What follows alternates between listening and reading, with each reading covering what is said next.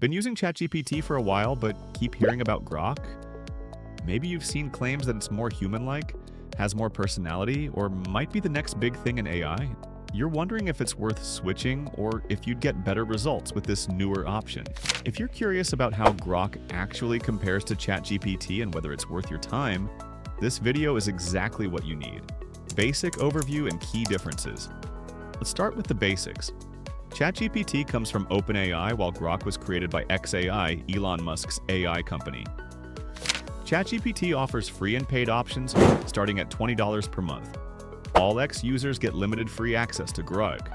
For better service, you can subscribe to X Premium for $7 monthly or X Premium Plus for $33 monthly to unlock full capabilities. The biggest difference?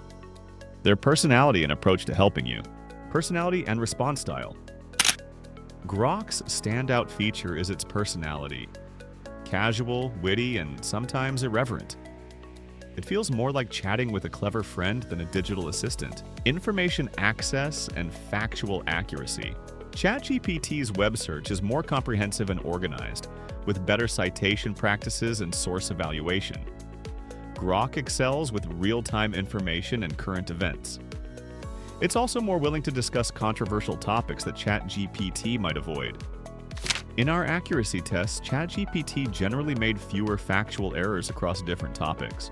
So, which one should you choose? Go with ChatGPT if you want an all-purpose AI for many different tasks. It's ideal if accuracy and detailed explanations matter to you, or if you need image creation and data analysis tools. ChatGPT is also the better choice if you prefer a more cautious professional assistant.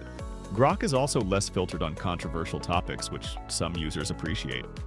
If you found this comparison helpful, hit subscribe to join our Ask a Solution.